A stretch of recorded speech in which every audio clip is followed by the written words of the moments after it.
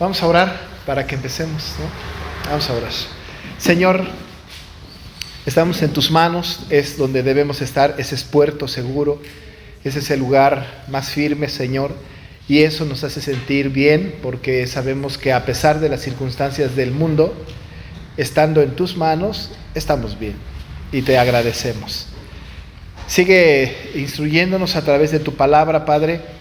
Ayúdanos para distinguir con claridad tus demandas y también ayúdanos, Señor, para que podamos comprender a través de lecciones como estas, de clases como estas, podamos descubrir tu gracia perdonadora, tu gracia liberadora, tu gracia salvadora, esa gracia que nos conduce y que nos dirige a Cristo. Padre, cuida de nosotros los que estamos aquí, también está con los hermanos que vienen de camino, que van a llegar de un momento a otro, y procura para nosotros el bien que tienes reservado y planeado desde antes de que el mundo fuese. En el nombre de Jesús te lo agradecemos y pedimos. Amén. Amén. Muy bien, vamos a continuar, hermanos. Y bueno, hemos propuesto tener el aprendizaje, ¿verdad?, de los 10 mandamientos. Hemos hecho este pequeño esfuerzo. Entonces vamos a intentar repetir de memoria los 10 mandamientos exactamente. Acuérdense que nos los estamos aprendiendo como está en Éxodo 20 del 1 al 17 en la versión Reina Valera 60, ¿no? No pasa absolutamente nada si se lo aprenden en otra versión, pero para que tengamos un común denominador entre nosotros, lo ideal sería aprenderlo en la versión Reina Valera 60, a partir del versículo 1 y hasta el 17, y como un ejercicio que nos sirve porque la repetición es pedagógica, lo repetimos y lo aprendemos, ¿no? Así hemos aprendido muchísimas cosas con la repetición, ¿no? Entonces vamos a repetirlo. Los que puedan intentar decirlo de memoria sería un buen ejercicio. Si no, léanlo, ¿no? Vamos a leerlo y lo vamos grabando en nuestra mente, ¿no? En nuestro corazón. Lo repetimos entonces. Dice: y habló Dios todas estas palabras diciendo: yo soy Jehová tu Dios, que te saqué de la tierra de Egipto, de casa de servidumbre. No tendrás dioses ajenos delante de mí, no te harás imagen ni ninguna semejanza de lo que esté arriba en el cielo, ni abajo en la tierra, ni en las aguas debajo de la tierra. No te inclinarás a ellas ni las honrarás, porque yo soy Jehová tu Dios, fuerte, celoso, que visito la maldad de los padres sobre los hijos hasta la tercera y cuarta generación de los que me aborrecen, y hago misericordia a millares, a los que me aman y guardan mis mandamientos. No tomarás el nombre de Jehová tu Dios en vano, porque no dará por inocente Jehová al que tomare su nombre en vano. Acuérdate del día de reposo para santificarlo. 6 días trabajarás y harás toda tu obra, mas el 7º día es reposo para Jehová tu Dios. No hagas en él obra alguna, tú, ni tu hija, ni tu siervo, ni tu criada, ni tu bestia, ni tu extranjero que está dentro de tus puertas. Porque en 6 días hizo Jehová los cielos y la tierra, el mar y todas las cosas que en ellos hay, y reposó en el 7º día. Por tanto, Jehová bendijo el día de reposo y lo santificó. Honra a tu padre y a tu madre, para que tus días se alarguen en la tierra que Jehová tu Dios te da. No matarás, no cometerás adulterio, no hurtarás, no hablarás contra tu prójimo falso testimonio, no codiciarás la casa de tu prójimo, no codiciarás la mujer de tu prójimo, ni su siervo, ni su criada, ni su buey, ni su asno, ni cosa alguna de tu prójimo. Amén. Muy bien, excelente. Ahí vamos, ¿no? Pianito, como dicen los músicos, pianito, vamos aprendiendo, vamos asimilándolo. Y la idea es aprenderlo de memoria, pero encarnarlo, ¿no? Es asimilarlo, es exactamente entender lo que estamos diciendo, ¿no? Muy bien, bueno, vamos acercándonos todavía no llegamos al análisis de los textos específicos, todavía no llegamos al punto en donde entramos al texto bíblico y empezamos a hacer alguna especie de trabajo hermenéutico o de análisis, ¿no? de cada pasaje. Eso va a ser una tarea muy linda, muy necesaria, llegar ahí. Pero, como hemos mencionado, para llegar a ese punto del análisis de los mandamientos en términos generales y muy particulares, tenemos que poner el fundamento, las bases sobre la cual estamos poniendo el estudio de los 10 mandamientos, que es la ley moral. Ya empezamos a ver el asunto de los aspectos de la ley, hablamos de la ley ceremonial un poco y mencionamos también los otros aspectos de la ley, como también la ley moral, evidentemente, y la ley civil o judicial, y hemos afirmado que la ley ceremonial, la ley judicial o civil, esas han terminado, se acabó, no hay más, no en cuanto a sus efectos, sí en cuanto a su uso. Es muy importante que tengamos en la mente el tema de la continuidad y discontinuidad de los mandamientos, de las leyes. Por ejemplo, en la ley ceremonial hablamos de continuidad y discontinuidad. ¿Qué es esto? Estamos hablando de que la continuidad de la ley de Dios, más bien empezando con la discontinuidad. La discontinuidad de la ley ceremonial es que ya no hay necesidad de que nosotros hagamos más sacrificios, ¿no? Ya no tenemos que sacrificar un cordero, ya no tenemos que hacer la ceremonia de la circuncisión tal cual. Estas implicaban derramamiento de sangre, ya no hay que hacer estas cosas. En ese asunto de la ley ceremonial hay discontinuidad. Hay continuidad en cuanto a sus efectos, ¿no? Lo que quiero decir con esto es que los efectos de la ley ceremonial hasta hoy siguen vigentes. Y tan vigentes siguen que estamos estudiando también, o podemos estudiar la ley ceremonial, y viene a nuestra mente las ceremonias de la expiación, el cordero sacrificado, el derramamiento de la sangre.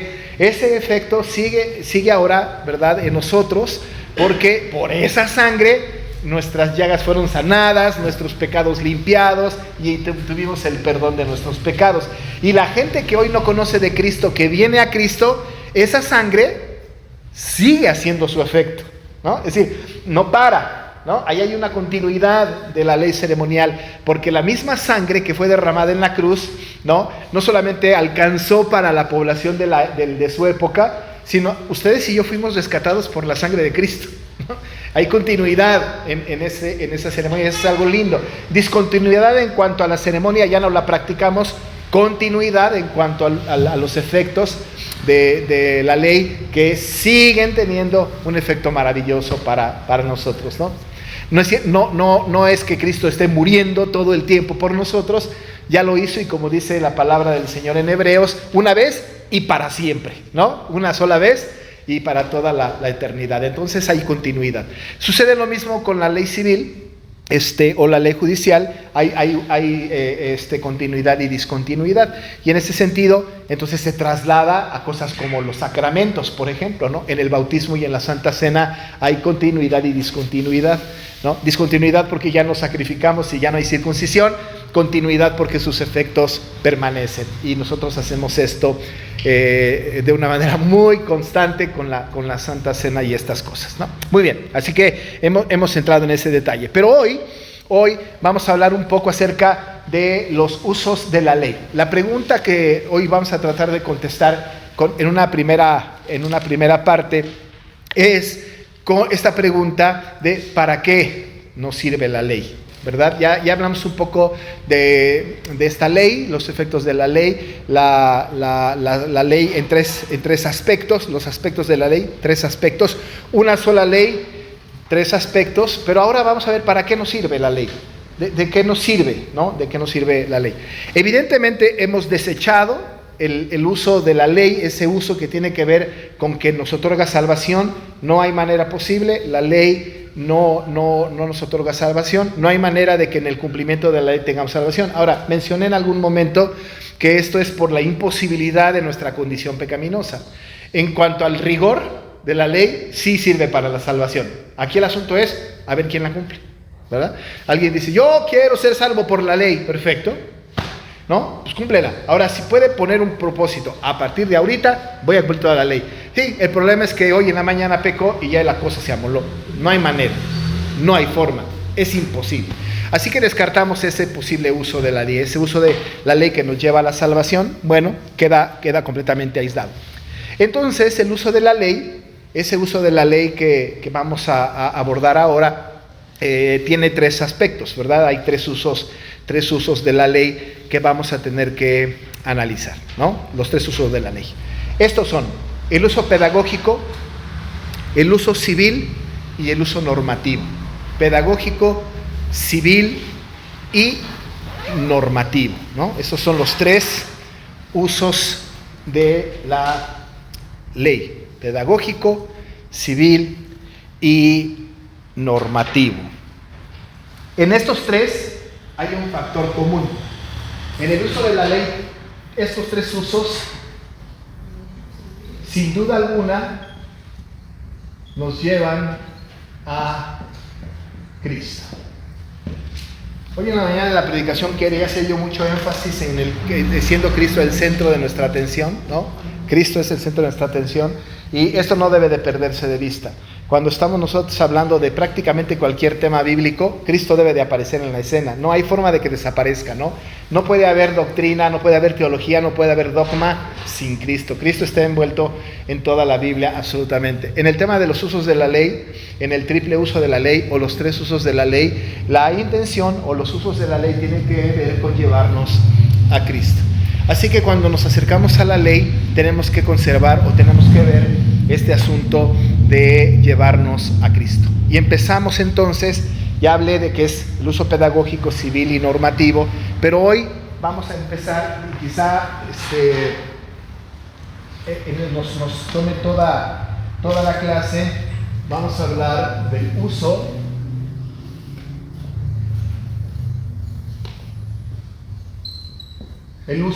pedagógico de la ley. Vamos a estudiar el uso pedagógico de la ley. Normalmente los teólogos, sobre todo los teólogos sistemáticos, tienden a ponerle nombre como raros a las doctrinas y entonces de repente uno dice, ¿y eso dónde está en la Biblia, no? O ese nombre, ¿dónde está esa palabra, dónde aparece en la Escritura? Hemos tenido algunas veces, quizá algunas críticas de algunas personas que dicen que inventamos doctrinas, pero no las inventamos. Los que inventan doctrinas son otros que establecen dogmas que no aparecen en la Biblia, como cosas como el purgatorio y cosas así. Pero cuando nosotros hablamos de alguna terminología específica, tenemos que ir a la Biblia y encontrar las palabras justamente en la Biblia que dan sentido al estudio teológico de algún concepto. Así que cuando hablamos del uso pedagógico de la ley, tenemos que ir a un texto bíblico. Así que voy a pedirles que abran su Biblia en Gálatas 3, allá en el capítulo 3 de Gálatas. ¿Verdad? Que es un capítulo maravilloso que habla de la ley. Vamos ahí a Gálatas 3 y vamos a leer un solo versículo. El versículo que vamos a leer es el versículo 24, para encontrar dónde está eso del uso pedagógico de la ley. Gálatas 3, 24.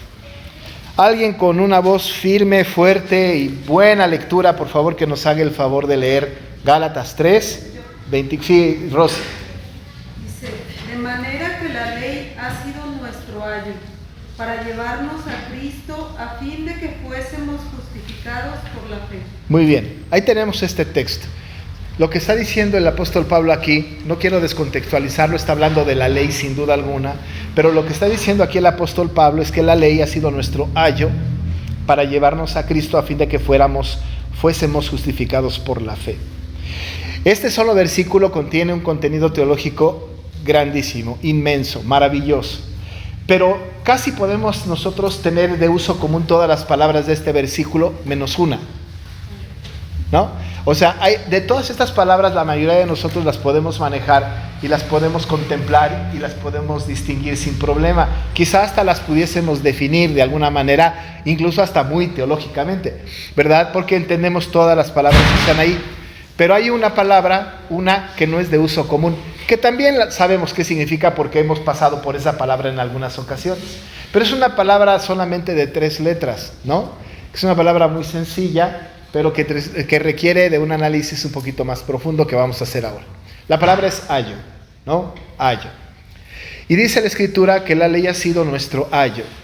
Ahora, si la ley ha sido nuestro ayo, más nos conviene que nosotros sepamos qué significa ayo. Para que pueda ser nuestro ayo, necesito saber qué significa ayo. Algunos de nosotros en algún momento hemos llegado a comprender, porque seguramente lo escucharon en algún sermón, o lo estudiaron en alguna clase, o fue de alguna manera cercano a ustedes, han sabido que ayo en algunos casos lo han traducido o quieren traducirlo como niñera, ¿no? No sé si han escuchado esta definición, niñera, ¿no? Hay algunos que dicen, ayo es como una niñera. Y de alguna manera sí, pero el asunto es un poco más profundo que solo niñera, ¿no? De hecho, en algunos lugares, no en México, pero en algunos otros países latinos, a las niñeras sí se les dice aya, ¿no? O sea, sí hay en algunos países que la aya es la niñera. Entonces, sí es correcto de alguna manera esa traducción. Sin embargo, va mucho más allá que esto. La palabra griega, ¿no? Ahora sí tenemos que entrar en algunos asuntos del idioma original, pero la palabra griega para ayo, ¿no?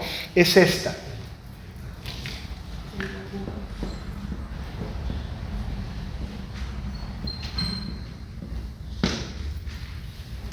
Paidagogos. Ahora, esa es una palabra larguísima para que sea traducida con 3 letras, ¿no? Un montón de letras aquí y unas 3 letras acá. Pero paidagogos, como en nuestras etimologías grecolatinas, los que fueron a la secundaria y entraron a clase, y a una clase que era etimologías grecolatinas, saben que hay etimologías que vale la pena pues resaltar, ¿no es cierto? O sea, tenemos como que ir resaltando las palabras, ¿no? Nosotros tenemos aquí un prefijo que es paida o paido. ¿Alguien sabe lo que es paido? No. Sí, sí, pero paido tiene una cosa más específica. ¿Perdón? Guardián. Eso es toda la palabra quizá. ¿Cuál? Niño. Paido, ¿no? Paido. Paido es niño. Y claro, ¿no? Cuando nosotros estamos hablando de paido como niño, en el idioma original, para niños hay un montón de expresiones, muchas, como 3 o 4 expresiones en el idioma original para hablar de niño, pero paido es uno de estos. De hecho, cuando el Señor habla acerca de Jada a los niños venir a mí, una traducción, porque hay dos versiones, pero una traducción dice paidos y otra dice tecnon, ¿no? Entonces, niños, y uno dice, caray, ¿cuál es la buena? Ambas cosas tienen que ver con niños.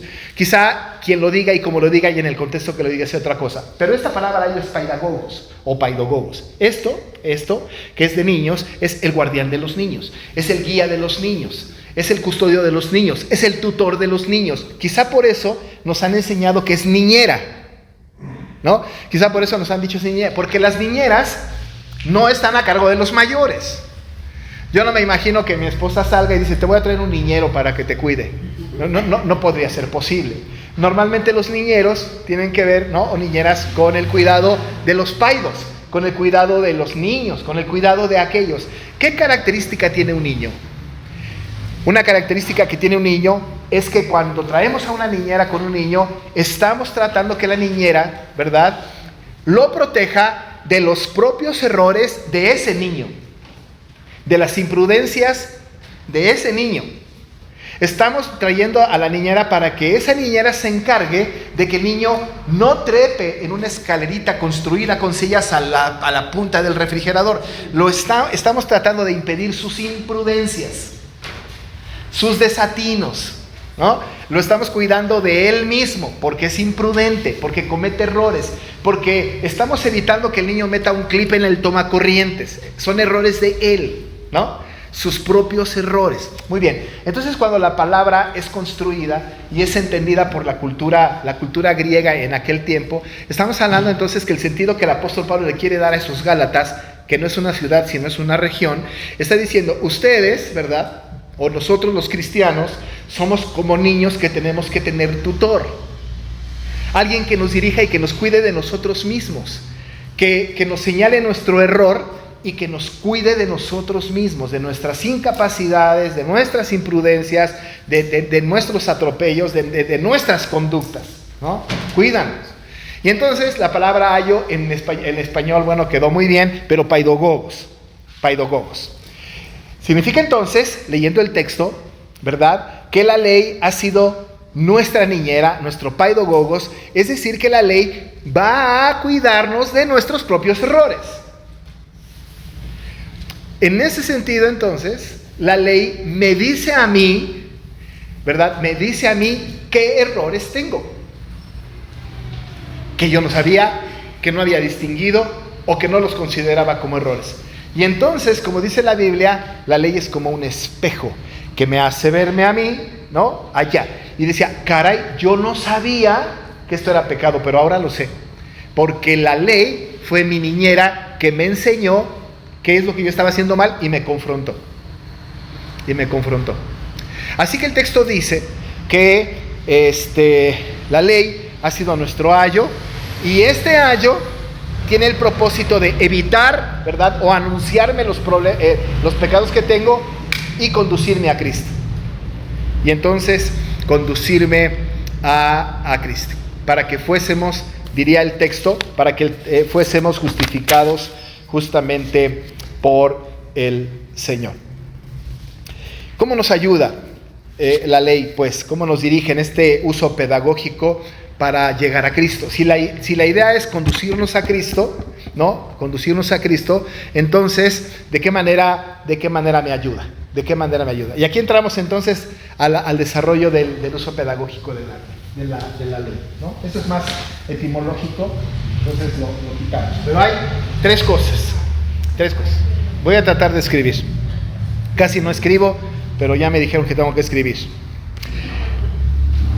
La ley, en el uso pedagógico de la ley nos convence de pecado. Por favor, hermanos, con mucha imaginación y mucho amor hacia mí, ¿a quién se convence? Nos convence, la ley nos convence de pecado. Antes no sabíamos, ahora sabemos, ¿no? Antes no sabíamos que estábamos en pecado, ahora sabemos. Para que nosotros supiéramos que estamos en pecado, necesitamos saber qué estamos transgrediendo. Porque si yo no sé que estoy transgrediendo una ley, entonces yo no me considero culpable de la transgresión de esa ley, ¿no es cierto? Es decir, yo necesito saber de qué se me acusa. Necesito un código de leyes que me diga, esta ley ha sido transgredida por ti. Y una vez que yo digo, eso estoy haciendo yo, entonces lo que hace la ley es que me convence a mí de que estoy transgrediendo la ley. Entonces, el uso que tiene dentro del uso pedagógico de la ley es que esa ley maravillosa nos convence de pecado. ¿Cómo lo sabemos? Romanos 3:20. Vamos allá. El apóstol Pablo escribe a los romanos y les dice en 3:20.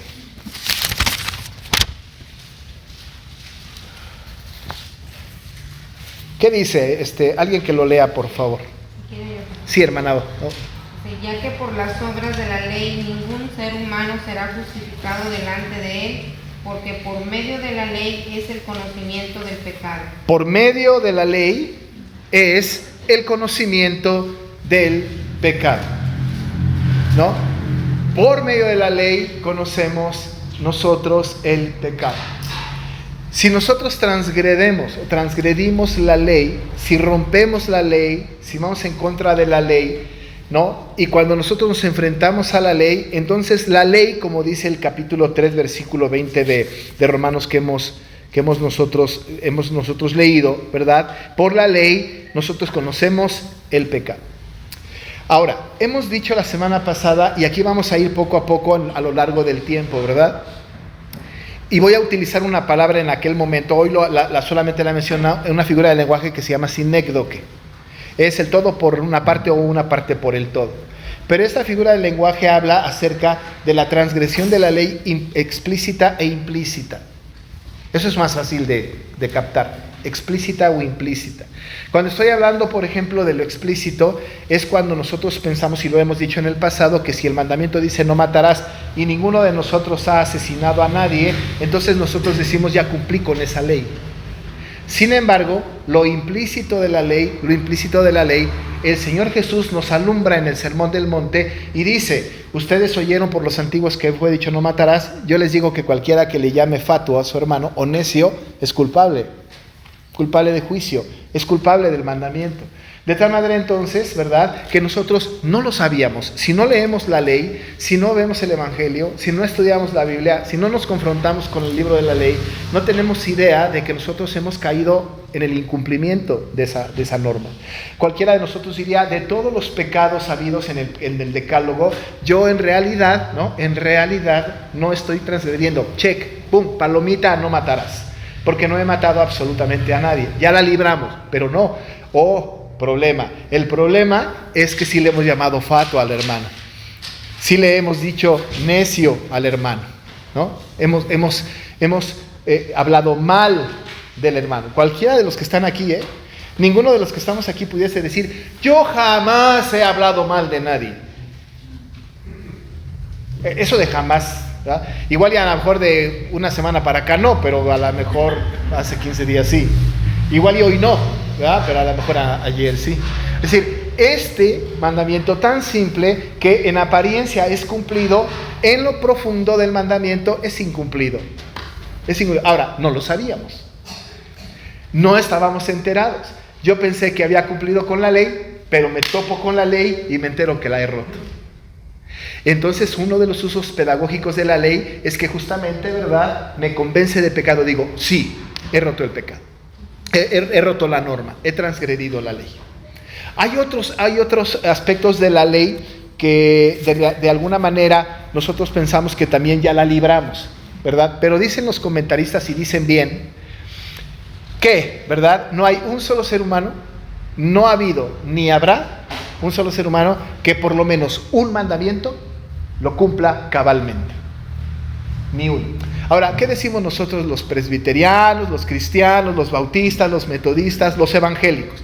Decimos: nosotros imágenes jamás. Dice la Biblia: no te harás imagen ni ninguna semejanza de lo que sea arriba en el cielo, ni abajo en la tierra, ni en las aguas debajo de la tierra. No te inclinarás a ellas ni las honrarás, porque yo soy Jehová tu Dios, fuerte, celoso, que visito a la maldad de los padres, etc. Decimos: nosotros imágenes nunca. No tenemos imágenes de ninguna manera. Y claro, porque nuestro concepto de las imágenes limitado es las imágenes de la Iglesia Católica Romana. Cuando decimos no tenemos imágenes, nos estamos imaginando que no hemos adorado nosotros a una figura de barro o de madera. No lo hemos hecho. Pero el mandamiento va más allá de solamente el objeto de madera o el objeto de barro. Va más allá de esto, mucho más allá de esto. Hemos honrado imágenes, algunas subjetivas y algunas objetivas. Hemos nosotros hecho imágenes, o hemos celebrado o honrado alguna imagen de algún asunto que no es objetivamente palpable, pero subjetivamente sí, en el pensamiento, en el corazón, en alguna manera. Incluso hemos elevado a un grado de adoración al esposo, quizá, a los hijos tal vez, a la esposa probablemente, al pastor de una iglesia tal vez. Hay iglesias que idolatran a su pastor. Aquí no debe de suceder eso. Pero se ha hecho imágenes, y además las imágenes esas han propiciado ser adoradas. Caemos en ese pecado. No tendrás dioses ajenos delante de mí. Los tenemos. Así que entonces no hay un solo mandamiento, ni uno solo, que alguno de nosotros pueda decir: yo ya lo cumplí. Entonces, ¿qué hace la ley? Cuando nos metemos a la ley, lo explícito y lo implícito, nos damos cuenta de justamente, ¿verdad?, hemos pecado. Y entonces la Escritura, y no otra cosa, nos convence de pecado. Nos convence. Hay un evangelista que mi esposa sigue, ese, ¿no? Muy de cerca, ¿no? Y él va a la calle y le dice a la gente: ¿alguna vez has robado? Pues a lo mejor de niño, ¿verdad? El monedero de mi mamá, o el cambio que ¿no? Etcétera. ¿Has robado? Sí. ¿No? Sí, pues sí he robado. ¿Alguna vez has mentido? Bueno, sí, pero mentiras blancas, ¿no? Ok, has mentido, ¿no? Entonces, ¿qué eres? Eres un ladrón, ¿verdad? Y eres un mentiroso. Ahora, wow, eso dice la Biblia. Ahora, a lo mejor no me había dado cuenta, pero de que lo soy, lo soy. la ley me convence de pecado, ¿no? Me hace ver mi pecado. Y no hay manera, ¿verdad? No hay manera de que esto no sea. Algunos de nosotros podría pensar, ¿no? Ya no voy a seguir pecando. Ya no lo voy a hacer, ¿verdad? Pero de todas maneras estamos bajo el juicio del Señor, porque en algún momento de nuestra vida hemos pecado. Hay una técnica de evangelismo que tuvo su auge, yo creo que en los 80, 90, se llama evangelismo explosivo. No sé si lo llegaron a escuchar, el evangelismo explosivo, de James Kennedy. Y era un buen método de evangelismo, la verdad, ¿no? Y él dice, ¿verdad?, que hemos pecado. Y él pregunta, ¿cuántas veces puede pecar una persona al día? Y bueno, pues uno se pone a pensar cuántas, ¿no? Pónganse a pensar cuántas veces pecan ustedes al día. La verdad es que pecados de omisión, de comisión, secretos, ocultos, pues son un montón. ¿Cuántas cosas han dejado de hacer que el Señor ha pedido que hagan? Un montón. Hoy, de pensamiento, de hecho, de obra, hemos pecado un montón. Él preguntaba, ¿cuántas veces hemos pecado? ¿Quizá 10? No, hombre, 10 seríamos ángeles casi. Pero siendo bastante optimistas, digamos 3. Y dice Kennedy, si pecamos 3 veces al día, ¿cuántos pecados haremos al mes? Pues como 100, redondeando, 90, ¿no? Pero redondeemos a 100 al mes. ¿Al año? Pues vamos a redondear y bajamos, decimos 1000.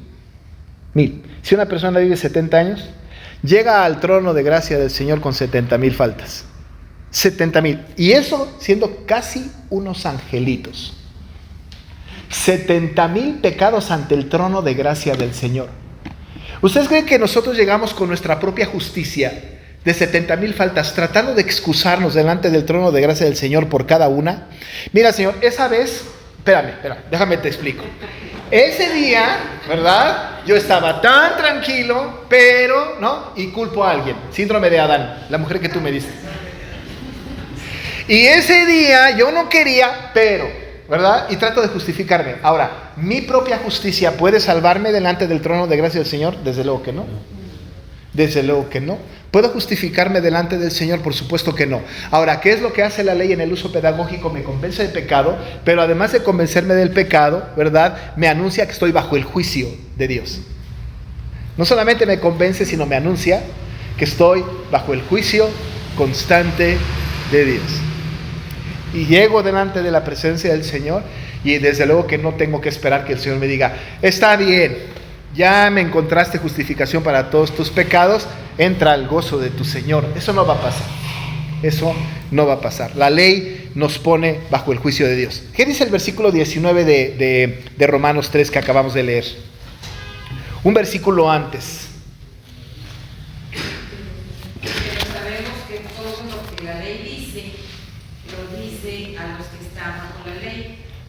Para que toda boca se cierre y todo el mundo quede bajo el juicio de Dios.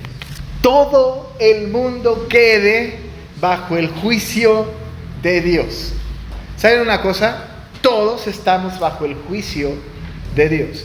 Y la ley nos sirve para convencernos, ¿verdad?, de pecado y anunciarnos que estamos bajo el juicio de Dios. Es una noticia tremenda, ¿no? Es una noticia bastante seria.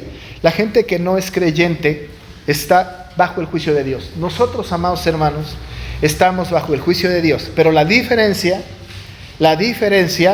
es que el Señor Jesús, ¿verdad?, imputó su justicia en nosotros para que entonces fuésemos declarados justos. Y como dice Pablo a los romanos, justificados pues por la fe, tenemos paz para con Dios por medio de nuestro Señor Jesucristo. Y cuando lleguemos al trono de gracia del Señor, la Biblia nos convenció de pecado, nos anunció que estábamos bajo el juicio de Dios, pero ante el trono de gracia del Señor, ¿verdad?, hemos de ser justificados no por nuestra propia justicia, sino por la justicia de Cristo. Y el Señor va a decir, yo pagué, porque yo cumplí con la ley que Él no pudo cumplir. Así que entonces la primera cosa que me parece importante es justamente que la ley en el uso pedagógico, nos convence de nuestro pecado.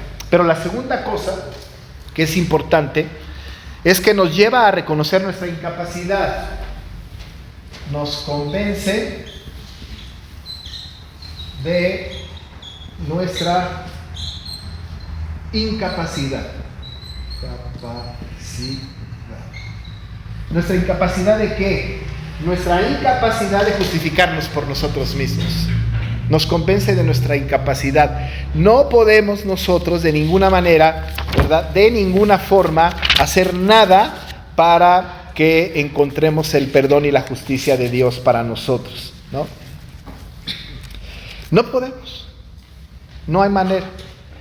Las buenas intenciones, los buenos deseos y echarle ganas no nos sirven, ¿verdad? En la vida espiritual, en la vida cristiana, ¿verdad?, no podemos nosotros decir, ¿verdad?, le voy a echar ganas.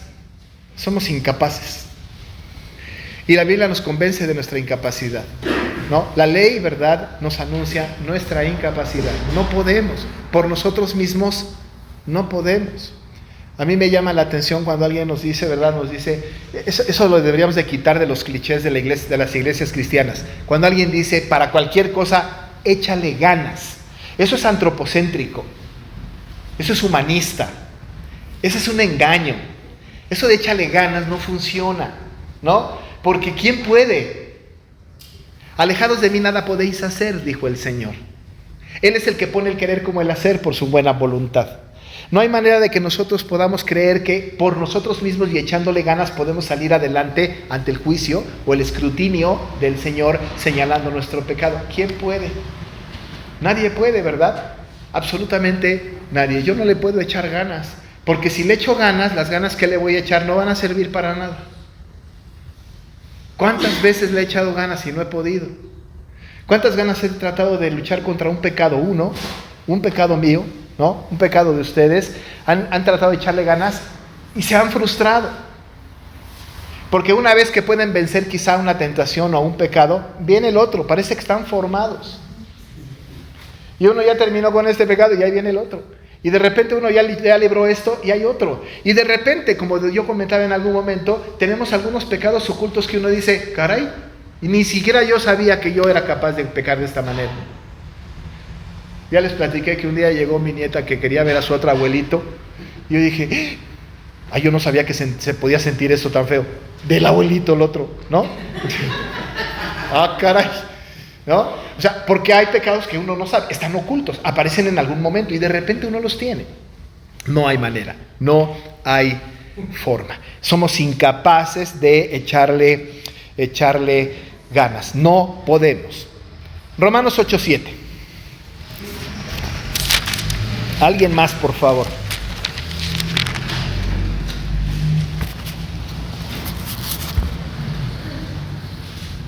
¿Qué dice? Por cuanto los designios de la carne son enemistad contra Dios, porque no se sujetan a la ley de Dios, ni tampoco pueden. Los designios de la carne no se sujetan a la ley de Dios, dice el apóstol Pablo, aquí en este, ¿no? Pero además, si le echaran ganas, tampoco pueden. Ni pueden. No hay manera de que nosotros nos sujetemos a los designios. Es decir, que la ley de Dios muestra mi incapacidad. Por un lado me anuncia el juicio de Dios, ¿no es cierto? Hablábamos al principio. Nos convence del pecado, nos anuncia el juicio de Dios. Y por otro lado nos dice la ley, ¿no? El uso pedagógico de la ley es que nos convence de nuestra incapacidad. No van a poder. No hay manera de que se pueda cumplir con la ley. No hay forma. No tenemos esta posibilidad de cumplir con la ley. Por muchas ganas que le echen. Que le echemos, pues, ¿no? Ahora, para hacerlo más escritural, leamos lo que dice Jeremías 2:22. Vámonos para allá. Alguien, otro, por favor, que me haga el favor de 2:22 de Jeremías. Muy fuerte para que lo escuchemos todos. Aunque te laves con lejía y amontones jabón sobre ti, la mancha de tu pecado permanecerá aún delante de mí, dijo porque va el Señor. Hazle como quieras, ¿verdad? Lávate mucho, límpiate mucho, úntate lejía, ponte mucho jabón, trata de limpiar tu pecado. No vas a poder. No se va a poder, aunque te laves con lejía, amontones jabón sobre ti, la mancha de tu pecado permanecerá.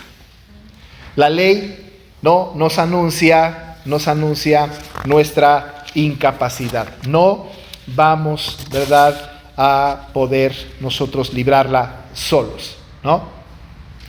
Aún, hermanos, yendo al otro extremo, o yendo al extremo más alto, ¿no? Vamos a suponer que podemos hacer un montón de cosas buenas, que podemos hacer obra maravillosa, que estamos tratando de obedecer la ley y que lo estamos logrando. Nos topamos con este maravilloso pasaje de Isaías 64:6. ¿Qué dice? Un poquito más atrás de lo que acaba, 64:6.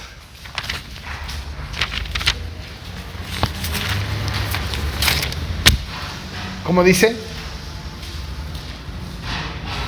Si bien todos nosotros somos como suciedad y todas nuestras justicias como trapos de inmundicia, y caímos todos nosotros como la hoja y nuestro mal y nuestras maldades nos llevaron como viento, ¿verdad?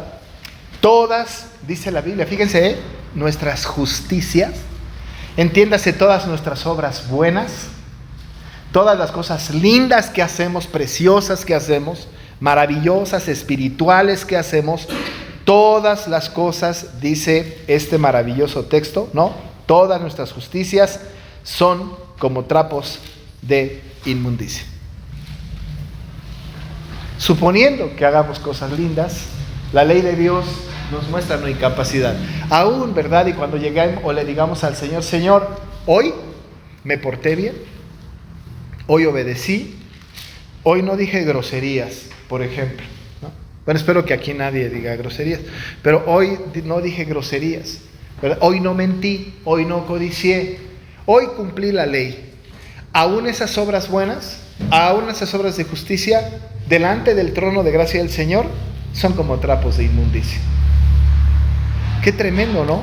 Porque cuando nosotros nos enfrentamos a los usos de la ley en el uso pedagógico, en estos dos conceptos, de que nos convence el pecado y que no podemos o somos incapaces, entonces necesitamos una tercera cosa, que nos dé un poco de esperanza, que nos dé un poco de dirección, que pueda ayudarnos un poco a poder tener un rayito de esperanza. Y viene entonces la tercera cosa que hace la ley en este uso pedagógico.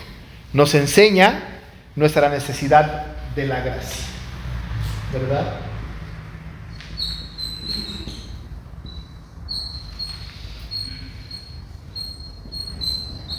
Nos enseña nuestra necesidad de la gracia. Si yo no me puedo salvar, si yo no soy acepto delante de ti, Señor, necesito de algo que me haga acepto delante de ti.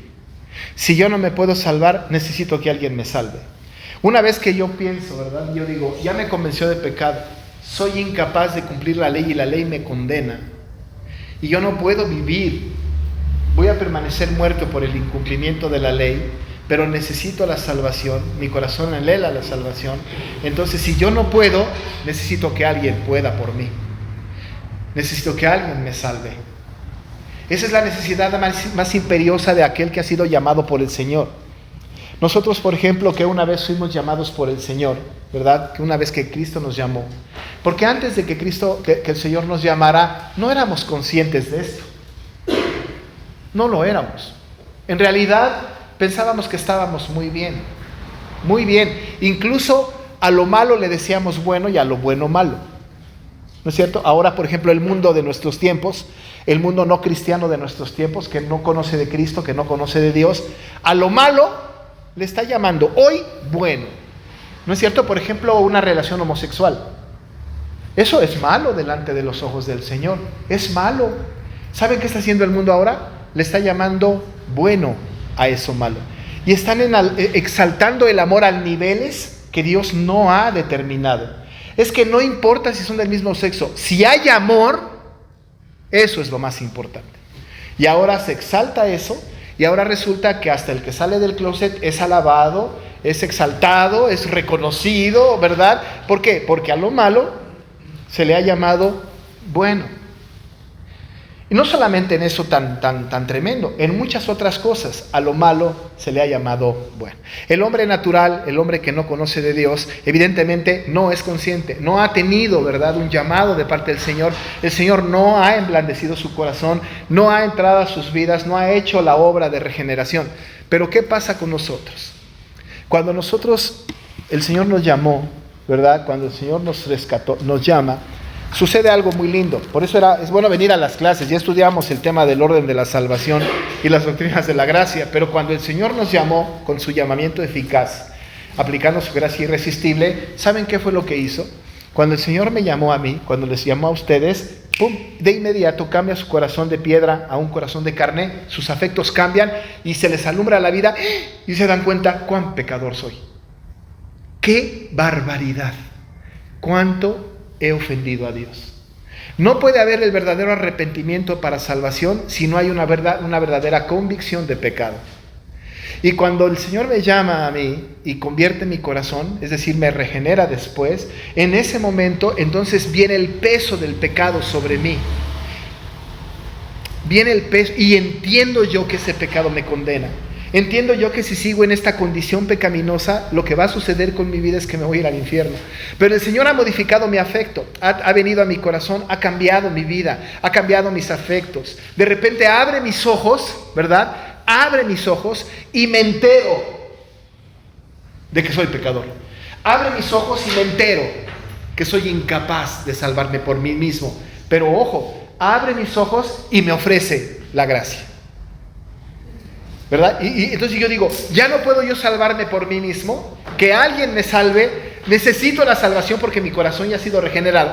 Antes de ser regenerado, nadie busca la salvación. Nadie. Aquel dicho que dice, todos están en búsqueda de Dios es mentira. Porque la Biblia dice, no hay justo ni aun uno, ¿verdad? No hay quien busque a Dios, no hay ni siquiera uno, ¿no? Aquello de que el hombre está en búsqueda de Dios es una falsedad. No hay quien busque a Dios. Pero el que recibe un corazón nuevo, el que es regenerado, ¿qué creen que va a hacer? Va a buscar a Dios. Se va a dar cuenta de su pecado, porque la ley se lo anuncia. Se va a dar cuenta de su incapacidad para cumplir con el pecado, ¿verdad? Porque la Biblia se lo anuncia, y va a necesitar en su corazón quien le salve. Y entonces, voluntariamente, entonces sí, con un corazón regenerado, voluntariamente viene a Cristo. No antes, una vez con el corazón regenerado. Voluntariamente dice, soy pecador. He sido convencido del pecado, entiendo mi incapacidad, necesito la gracia, necesito de la salvación. Y entonces, ¿verdad? El que confiesa con su boca que Jesucristo es Salvador, será salvo. Y viene Cristo. Entonces, la ley hace esto. Me convence de pecado, me muestra mi incapacidad, pero satisface mi necesidad de la gracia. Eso hace la ley, y entonces me conduce a Cristo. Y regresamos al texto de Gálatas. Porque el texto de Gálatas 6:24 que leímos, ¿no?, dice que es nuestro ayo que nos conduce ¿a quién? Que nos conduce a Cristo. Y entonces decimos, gloria sea al Señor por la ley. Porque la ley me condujo a Cristo como la aya, como la niñera, como el tutor que me toma de la mano, ¿verdad? Y que me lleva de la mano hasta Cristo. Y aquí está Cristo. Y me lleva a Cristo. El uso pedagógico de la ley es tan hermoso, porque si no estudio la ley, ¿cómo? El cumplimiento de los mandamientos ya sabemos que no los podemos cumplir, somos incapaces. Los 10 mandamientos, no los podemos cumplir. Nos anuncia que somos pecadores, ¿verdad? Nos convence de pecado, nos convence de la incapacidad, no lo van a poder cumplir. Pero esa misma ley que nos estorba, ¿verdad? Esa misma ley, una vez regenerados, me dirige a Cristo. Me lleva a Cristo. Cuando le preguntaron al Señor Jesucristo cuál es el resumen de la ley, Él habla de las 2 tablas, tan sencillamente: ama al Señor de todo tu corazón, con toda tu alma, con todas tus fuerzas. Y la segunda, ¿verdad?, también, y a tu prójimo como a ti mismo. Pero ahí está, ¿verdad? La conversión, ahí está el asunto del uso pedagógico de la ley, que de una manera maravillosa, ¿verdad? Nos lleva justamente a Cristo, que es algo maravilloso. Ahora, nosotros vamos a estudiar la ley, paso por paso. Tenemos que ser muy sensibles porque esto es lo que va a suceder cuando estemos estudiando cada mandamiento. Porque el efecto que a mí me gustaría que provocara en nosotros es que nos convenza del pecado. Que ninguno de nosotros al estudiar la ley diga, check, eso ya está listo, yo estoy libre de esto. No, más bien el resultado tiene que ser culpable. Soy culpable. Segundo resultado es, no puedo cumplirla. Aún ahora de cristianos, no la puedo cumplir. Tercera cosa, necesito a Cristo. Porque la necesidad, o sea, el convencimiento de mi pecado necesariamente me tiene que llevar a Cristo. Una persona que su pecado no le lleva a Cristo, quién sabe si es cristiano. Pero cuando nosotros pecamos, Señor, perdóname, ¿no es cierto? Vamos a Cristo. Por la sangre de Cristo, y vamos a Cristo. Porque la ley nos conduce, ¿verdad?, a Cristo. Y en cada análisis de estudio tenemos nosotros que seguir este principio para llegar a Cristo. Nos muestra nuestra debilidad y nos ofrece el camino hacia la salvación. Todos nosotros, que incumplimos con la ley. Y ya terminé. Ahora sí acabé rápido. Es que hablé muy rápido, ¿no? Como siempre. 8 para las 7.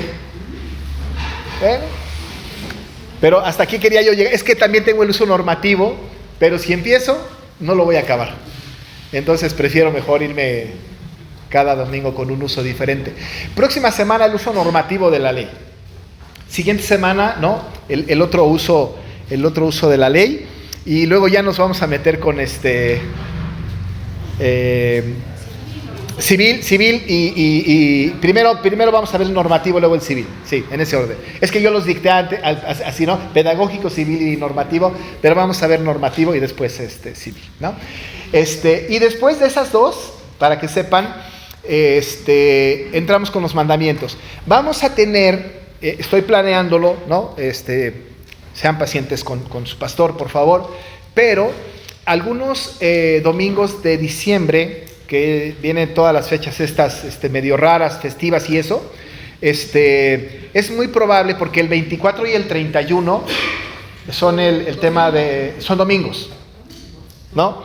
Y es muy probable que tengamos un culto especial en la tarde de esos domingos, porque son las fechas de los cultos especiales, ¿no es cierto? Porque evidentemente tendremos culto a las 9 y a las 12, pero es posible que tengamos uno en la tarde, entonces no tendremos esta clase, ¿no? Específicamente esos 2 domingos. Y el anterior vamos a hacer una crónica bíblica y cronológica del nacimiento de Jesús. ¿En la tarde? A esta hora. Así que tendremos clase, el próximo domingo es 27, 26 y luego 3 y 10 y con eso cerramos el año con los 10 mandamientos, una clase de la narrativa de histórica cronológica del nacimiento de Jesús y luego los domingos que siguen son de especiales y regresamos en enero con el resto de... Sí me expliqué, ¿verdad? Sí. Sí, por eso, sí, esos dos vamos a tener. Sería quizá el 7, porque todavía la gente está llegando y están jugando los niños con los juguetes y todo, pero a lo mejor el 7, ¿no? Para que tomen nota, ¿no? Lo tengan presente, porque entiendo yo que algunos de ustedes también en esas fechas de diciembre salen de viaje, van a visitar un familiar o algo, algunos se quedan, ¿no? Pero algunos se van. Entonces, para que no estemos muy desfasados todos, hacemos un pequeño paréntesis, ¿no? Para tener esta posibilidad, ¿no? Muy bien. ¿Alguna pregunta, comentario, chisme, queja o murmuración? Me sacó ahorita bueno, no duda, sino la inquietud. Sí. Que dice que el juicio es de todo el mundo. Sí. ¿En qué texto es? En Romanos 8:20. Ok.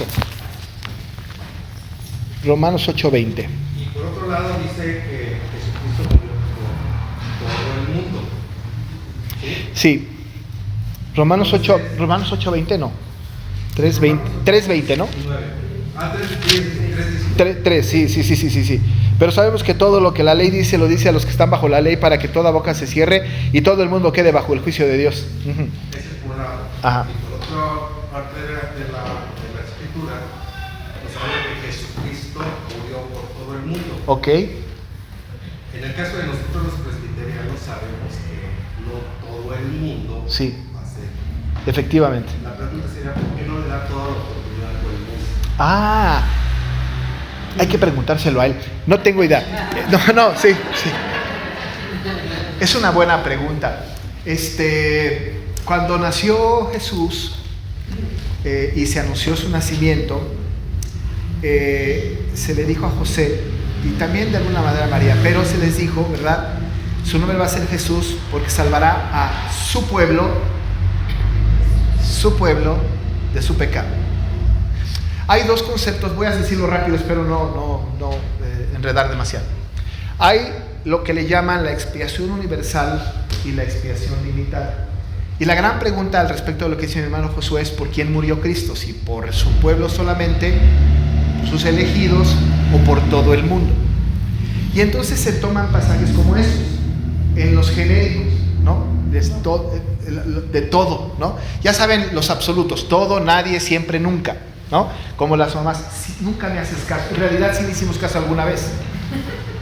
Es un concepto como subjetivo, ¿no es cierto? Pero ¿qué es lo que sucede? Que la Biblia cuando utiliza todos, todo el mundo, por ejemplo, no está hablando de todo el mundo en términos generales de todo el mundo. No necesariamente en todo el contexto, pero ahí sí. Por ejemplo, si ahorita nosotros, ¿verdad? Dijéramos, vamos a tener recreo. Eso no es posible, pero digamos que sí, y se van. Y entonces yo le digo a Rosy, que se quedó sentadita aquí, muy educada, ¿no? Le digo, Rosy, tráete a todo el mundo. Ahora, si yo le digo, tráete a todo el mundo, no estoy pensando que me va a traer a los de Ojo Caliente y los de Santa Mónica, ¿no? Es decir, ni a los que viven en León, y mucho menos los que viven en la India, ¿no? Porque eso sería todo el mundo. Ahora, ¿qué estoy diciendo? Llama a todos sobre los cuales yo tengo injerencia, sobre los cuales yo influyo, ¿no? Trae a todo el mundo, trae todos aquellos donde yo tengo injerencia, donde yo influyo, los que participan de mi clase, los que fueron son parte de mi clase, ¿me explico? Eso es todo el mundo. Y eso es una complejidad, y la gran pregunta es, ¿por qué? Si yo ya entiendo eso, digo, ok, eso lo entiendo, pero ¿por qué no el Señor escogió a toda la humanidad para ser salva? Porque si toda la humanidad fuera salva, no hubiera necesidad de un Salvador. Al fin y al cabo, todos van a ser salvos. No hay necesidad de la evangelización, porque al fin y al cabo, todos van a ser salvos. Ahora, evidentemente, a lo largo de toda la historia, muchos se han perdido sin Cristo. Muchos. Y esos no fueron salvados. Pero dice la palabra del Señor. El Señor dice en Romanos, yo tendré misericordia de quien quiera tener misericordia y me compadeceré de quien quiera compadecer. Y más adelante va a decir, como el hombre que hace una vasija de barro, ¿no es cierto? El barro no va a levantar su mirada y le va a decir al alfarero, ¿por qué me hiciste así? Simplemente, como le diría Pablo en el capítulo 1 de Efesios, en el versículo 5, va a decir, por el puro afecto de mi voluntad, porque así me plugo. Plugo es una palabra linda, ¿no? No se dice me plació, se dice me plugo, porque me dio la gana, pues, ¿verdad? Y entonces, ¿cómo, verdad? Y sí son preguntas muy legítimas, hermano, muy, muy legítimas. Y la respuesta, si hubiera una respuesta, sería terrible. Como no la hay, descansa en la gracia salvadora del Señor. Y no tengo respuesta. Y tratar de construir una respuesta de por qué no incluyó a todos, no sé. No tengo la menor idea. Pero el gozo de saber que me incluyó debe ser suficiente. Debe ser suficiente. Sí, y yo digo, de veras, yo no sé si mis hijos, pero yo como siempre digo, de mí estoy seguro de mi salvación, de mi esposa sospecho. Y de mis hijos, 99%. ¿No? Yo estoy seguro de mi salvación, de ustedes sospecho. Pero ustedes tienen que decir de mí, ¿no? Yo estoy seguro de mi salvación y del pastor sospecho. Porque el único que puede tener la seguridad de la salvación es cada quien y el Señor. Ninguno de nosotros puede decir, yo sé que la hermana es salva y también el hermano Ricardo, la hermana Orki. ¿Me explico? No puedo. Aunque yo sospecho 99%, solamente ellos saben con Dios. Porque el testimonio, el Espíritu Santo que mora en ellos, en cada uno da testimonio, ¿verdad? El Espíritu de Dios da testimonio al Espíritu de cada uno de nosotros de esa verdad. Solamente. ¿Verdad? Entonces sí, es una maravillosa pregunta que no tiene respuesta. Pues no de mi parte, ¿verdad? A lo mejor hay teólogos más importantes que sí, pero yo no. ¿Algo más? ¿Oramos? ¿Les parece? Oramos. Padre, te damos gracias por este tiempo. Señor, tu ley es maravillosa, porque este uso pedagógico nos convence de pecado, nos muestra nuestra incapacidad, pero nos conduce a Cristo por gracia. Y queremos nosotros estudiar los mandamientos y la ley, no con el propósito tanto de memorizar textos, que sí es importante, pero queremos, Señor, estudiar tu ley para eso, para que nos convenza de pecado, que muestre nuestra incapacidad, y una vez, Señor, sabiéndonos pecadores, dignos del juicio, y incapaces de lograr, Señor, salvarnos por nosotros mismos, entonces vayamos a Cristo. Gracias por esto, Padre. Yo te ruego que cuides a mis hermanos, que los dirijas, que lleguen a casa con bien, que encuentren todo en orden, que descansen profundamente, y si tu voluntad es que amanezcan mañana, que lo hagan con el entusiasmo de los regenerados, con el gozo del Señor. Te alabamos, Padre, y te damos gracias por este tiempo en el nombre de Jesús. Amén. Dios les bendiga, hermanos.